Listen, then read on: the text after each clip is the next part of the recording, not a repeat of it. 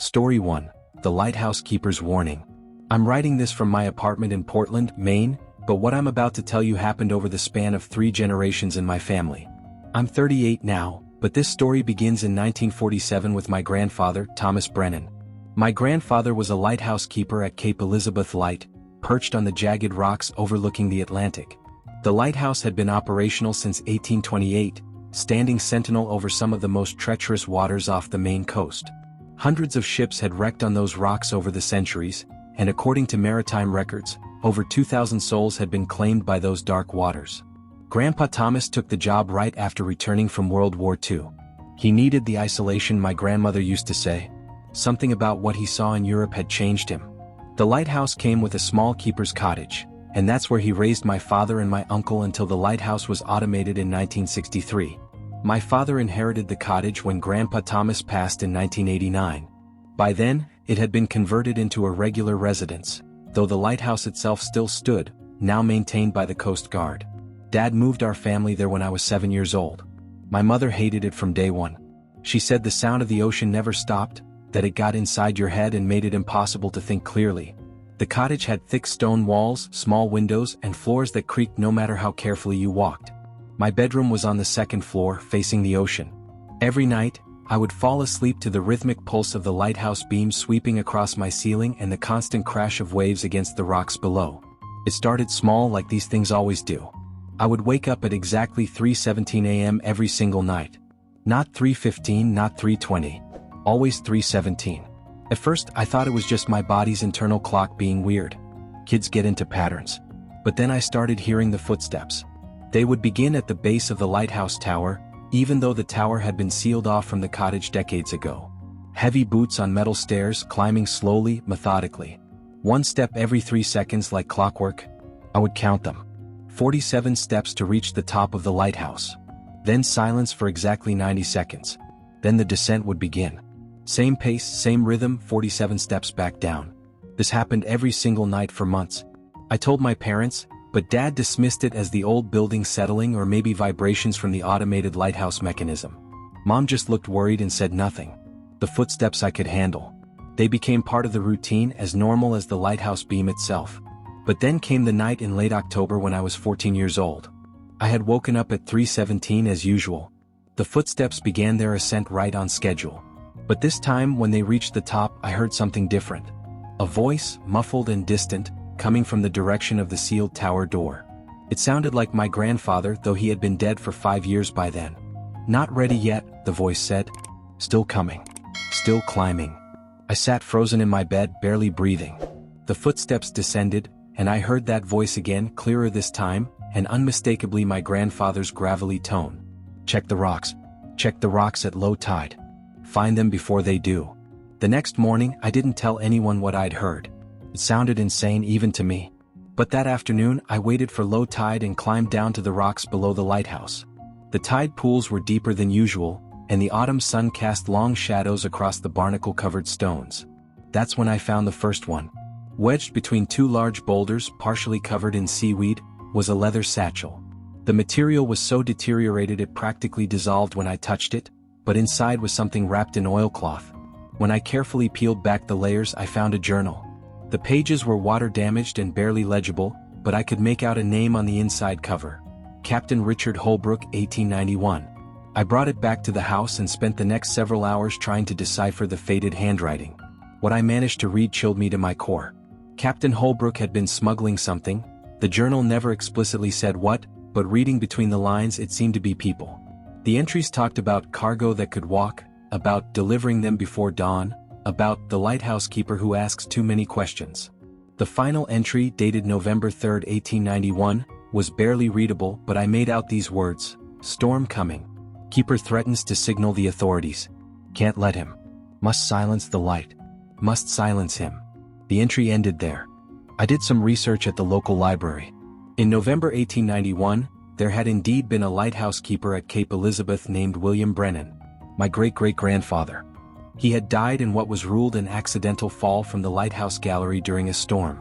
His body was found on the rocks below. The official report stated he must have been trying to maintain the light during severe weather. But according to Captain Holbrook's journal, it wasn't an accident. 3 days after I found the journal, I woke up at 3:17 a.m. The footsteps began, but this time they didn't stop at the top of the lighthouse. They kept going, somehow, impossibly, climbing higher than the lighthouse itself. And then I heard my grandfather's voice again, loud and clear, as if he were standing right beside my bed. "They're coming back. They know you found it. Hide it. Hide it now." I grabbed the journal from my desk drawer and ran downstairs in my pajamas. I didn't know where to hide it, so I did the only thing I could think of. I went outside in the freezing October night and buried it deep in the rocky soil behind the cottage, marking the spot with a particular stone I'd remember. I had just gotten back to my room when I heard it. A boat engine approaching from the ocean. At 3:30 in the morning. I looked out my window and saw a small fishing vessel pulling up to the rocks below, its running lights off, barely visible in the pre-dawn darkness. 2 men got out and began climbing up toward the cottage with flashlights. I woke my father, but by the time he got downstairs and turned on the outside lights, they were gone. The boat was gone. There was no sign anyone had been there at all, except for fresh boot prints in the mud that led right up to our back door, then stopped. Dad called the police. They came out, took a report, said it was probably just local fishermen who got spooked when the lights came on. But I knew better. I knew they were looking for the journal. The footsteps continued every night, always at 3:17, always the same pattern. But I never heard my grandfather's voice again. Not until 17 years later. I'm a marine biologist now, working at the University of Southern Maine. I study coastal ecosystems and spend a lot of time on research vessels. My father still lives in the cottage, though he's talking about selling it. He says it's too much space for just him now that Mom passed away last year. 2 weeks ago I was home visiting him. I was sleeping in my old room when I woke up at exactly 3:17 a.m. I hadn't woken up at that time in years. The footsteps began, same as always, but this time they were accompanied by other sounds. Voices, multiple voices, coming from the direction of the sealed lighthouse tower. They were speaking in different languages, some I recognized, some I didn't. Cantonese, maybe Russian, Spanish, Polish. Men, women, even children. All of them talking at once, their voices overlapping in a desperate cacophony. And then, cutting through the chaos, I heard my grandfather. "They're still here. They never left. They're trapped in the crossing, the ones who didn't make it. The ones Holbrook left behind when his ship went down in that same storm. They've been here all along, walking the stairs, looking for the light that was supposed to guide them to safety. The light that was extinguished." I got out of bed and stood at my door, my hand on the knob, listening. "The journal was proof," my grandfather's voice continued. "Proof of what Holbrook did, proof of what happened to William. But it's not enough. You need to find the rest. Check the rocks again. Low tide. Tomorrow. The storm is bringing them back up." The next morning I told my dad I was going down to the rocks to collect some samples for work. He didn't question it. The tide was exceptionally low, lower than I'd seen it in years. A storm was forecasted for the following day, and the ocean had pulled back as if taking a deep breath before the onslaught. I climbed down to the tide pools and began searching. Took me almost 3 hours, but I found them. Scattered among the rocks were artifacts that had no business being there. A child's shoe, Victorian era. A Chinese porcelain doll, cracked and covered in barnacles. A set of iron shackles. A wooden crate with Cyrillic writing on it. And bones. So many bones, worn smooth by a century of tides, wedged into crevices and buried in sediment. This wasn't just a smuggling operation. This was a graveyard. I documented everything with my phone, took GPS coordinates and called the state police. Then I called the university. Within 2 days we had a full team out there, marine archaeologists, forensic anthropologists, state investigators, even the FBI. What they uncovered over the next 3 weeks made national news. Cape Elizabeth Light had been the site of a human trafficking operation in the late 1800s. Captain Holbrook had been bringing immigrants over from Europe and Asia, promising them safe passage to America. But instead of delivering them to New York or Boston, he would bring them to isolated spots along the Maine coast and hold them for ransom, or worse, sell them into forced labor. The ones who couldn't pay or who knew too much, ended up in the ocean. William Brennan, my great-great-grandfather, had discovered what was happening. He was going to report it. Holbrook couldn't let that happen. During the storm on November 3, 1891, Holbrook sabotaged the lighthouse light and pushed William from the gallery. Then Holbrook's ship, loaded with over 40 people in the hold, was caught in that same storm without the lighthouse to guide it. The ship crashed on the rocks. Everyone aboard died, including Holbrook. For over 130 years, their remains had been scattered among the rocks, ground down by the sea, hidden in plain sight. The DNA analysis is still ongoing, but they've identified remains from at least 63 individuals so far. Men, women, children. From a dozen different countries. All of them trying to reach America. All of them lost. They're building a memorial now, down by the rocks. The names of the identified victims will be engraved on black granite, and there will be a plaque explaining what happened. The lighthouse itself is being converted into a small museum about immigration history and the maritime tragedies of the New England coast.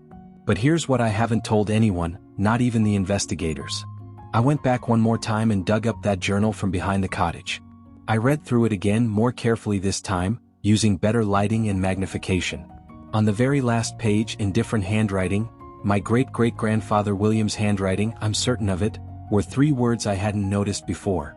I am ready. The footsteps stopped the night the excavation began. I haven't woken up at 3:17 since. The voices are gone. The lighthouse beam still sweeps across my old bedroom ceiling when I visit my father, but it feels different now. Peaceful, almost. I think my grandfather was keeping watch all these years, walking those stairs every night, maintaining a vigil that William had started 130 years ago. Waiting for someone to finally uncover the truth. Waiting for those lost souls to finally be acknowledged, to finally be found. They've been found now. They can rest. But sometimes, late at night when I'm alone, I wonder about something. I wonder if there are other lighthouses along this coast with their own secrets. Other keepers who tried to do the right thing. Other voices still calling out in the darkness, waiting for someone to listen. I hope not. But I fear there are. And if you ever find yourself near an old lighthouse, and you wake up at an odd hour to the sound of footsteps on metal stairs, don't ignore it. Don't dismiss it as your imagination or the building settling. Listen. Because sometimes the dead aren't trying to scare you. Sometimes they're trying to tell you something. Sometimes they're trying to make sure that what happened to them never happens again. Story 2, The Breathing Walls. I work as a historical preservationist in Savannah, Georgia. My job is to assess old buildings, document their history, and recommend whether they should be preserved, renovated, or in rare cases, demolished. I've been inside hundreds of antebellum homes, colonial warehouses, and pre-Civil War churches. I've seen my share of structural oddities, hidden rooms, and architectural quirks that don't make sense until you dig into the history. But nothing prepared me for the Carstairs House. I received the assignment last March. The house was on Habersham Street, a 4-story federal-style mansion built in 1839 by Edmund Carstairs, a wealthy cotton merchant. The family had died out in the 1960s, and the house had passed through several owners since then. The current owner, an investment group out of Atlanta, wanted to convert it into luxury condos but needed a historical assessment first. I arrived on a humid Tuesday morning. The house loomed over the street, its brick facade dark with age, the windows like empty eye sockets staring down at me. Massive live oaks draped with Spanish moss surrounded the property, casting everything in perpetual shadow despite the bright spring sunshine. The property manager, a nervous man named Dennis, met me at the front gate. He handed me the keys and a folder of documents, then immediately apologized. "I can't go in there with you," he said. "I've tried 3 times. I can't." I asked him why. He looked embarrassed. "You'll see. Or maybe you won't. But I can't do it. Just be careful, okay? And if you hear anything weird, it's probably just the HVAC system. We had it inspected last month. It's old, makes strange noises." I assured him I'd be fine and made my way up the front steps. The door opened with a groan that echoed through the empty interior. The smell hit me immediately, not decay or mold but something else. Something organic and oddly sweet, like overripe fruit mixed with copper. The interior was exactly what I expected from a house of this period. High ceilings, elaborate crown molding, a grand staircase curving up from the entrance hall. Marble floors now cracked and stained. Peeling wallpaper in patterns that had been fashionable in the 1840s. Crystal chandeliers thick with dust. I began my assessment on the first floor, taking photographs, making notes about the condition of the plasterwork, checking for water damage and structural issues. Everything was standard, if in poor condition. The house needed work, but it was salvageable. It was when I reached the second floor that I noticed something odd. The walls were breathing. Not metaphorically. The plaster was literally moving, expanding and contracting in a slow, rhythmic pattern. It was subtle. If I hadn't been standing still, staring at a crack in the wall while making notes, I wouldn't have noticed it. But once I saw it, I couldn't unsee it. I placed my hand against the wall. It was warm. Warmer than it should have been in an unheated house. And I could feel it, a gentle pulse beneath my palm like a heartbeat. I pulled my hand away and stepped back, my professional skepticism kicking in. Old houses settle. Plaster expands and contracts with temperature changes. There had to be a logical explanation. I continued my inspection, trying to ignore the walls. But the phenomenon wasn't limited to one room. Every wall on the second floor was doing it, all of them breathing in perfect synchronization. One breath every 15 seconds. On the third floor it was worse.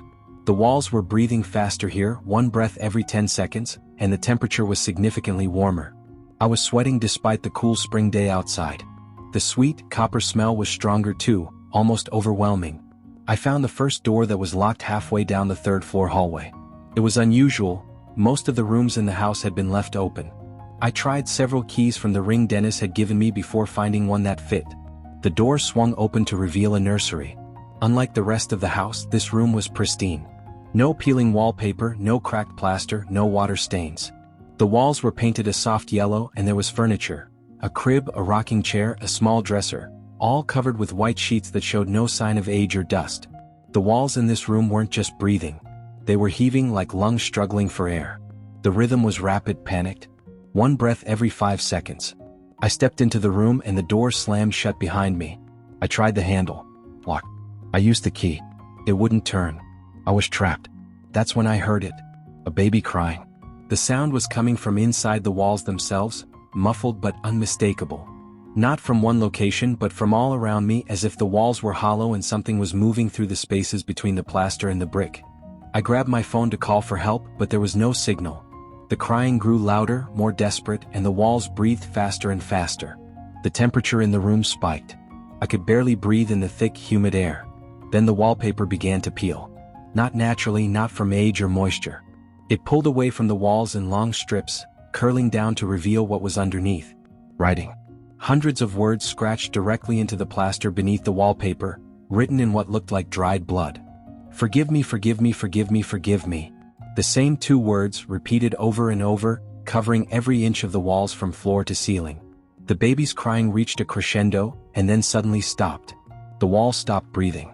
The temperature dropped so rapidly I could see my breath. And in the terrible silence that followed, I heard a voice. A woman's voice, broken and hollow. I didn't mean to. I didn't know what else to do. He wouldn't stop crying. He wouldn't stop. I yanked on the door handle with everything I had, and this time it opened. I practically fell into the hallway, gasping for air, my hands shaking so badly I dropped my phone. I didn't stop running until I was outside, down the front steps, through the gate, and standing in the middle of the street. Dennis was still there, sitting in his car. He took one look at my face and nodded. "You heard it," he said. It wasn't a question. I couldn't speak. I just nodded. He sighed. "The last 3 people who went in there all quit within an hour. I thought maybe because you're a professional, maybe you'd be different. I'm sorry. I shouldn't have let you go in alone." I managed to ask him what he knew about the house. He pulled out his phone and showed me a newspaper article he'd saved. In 1847, 8 years after the house was built, Edmund Carstairs' wife, Margaret, had a mental breakdown following the birth of their son. Postpartum psychosis, though they didn't call it that back then. She smothered the baby in the third-floor nursery, then hanged herself in the room afterward. Edmund found them the next morning. He sealed the nursery and never spoke of it again. When he died in 1863, the house passed to distant relatives who knew nothing of what had happened. They converted the nursery into a regular bedroom, painted over the walls, and went about their lives. But every subsequent owner reported the same things. The walls that seemed to breathe. The locked door on the third floor. The crying that came from nowhere. Several owners attempted renovations, trying to update the nursery, but workers refused to enter the room. Tools would disappear. Paint would run down the walls like tears. The temperature would spike to unbearable levels. One family in the 1920s tried to have the room blessed by a priest. He made it exactly 3 minutes inside before running out, refusing to discuss what he'd experienced and catching the next train out of Savannah. The house has been vacant more years than it's been occupied. No one stays long. I filed my report the next day. I recommended against preservation. I recommended demolition. The building was structurally unsound, I wrote. The cost of renovation would exceed its historical value. It was a danger to anyone who worked inside it. The investment group ignored my recommendation. They hired a different preservationist, someone who gave them the answer they wanted. Construction began last month. I read in the Savannah morning news yesterday that construction has been halted indefinitely. 3 workers were hospitalized after experiencing severe panic attacks while working on the 3rd floor. One of them tried to break through the wall of the nursery with a sledgehammer, screaming that he had to let her out, she's trapped in there. The contractor abandoned the project. The house sits empty again, the windows boarded up now, a chain-link fence around the property. But I drive past it sometimes late at night and I swear I can see a light in the 3rd floor window. The nursery window. And if you stand outside long enough, if the night is quiet enough, you can hear it. The walls still breathing, still crying, still begging for forgiveness that will never come. I don't take assignments in Savannah anymore. I don't care how much they pay. Some houses aren't meant to be preserved. Some rooms should stay locked forever. And some tragedies echo so loudly through time that even the walls themselves can't forget.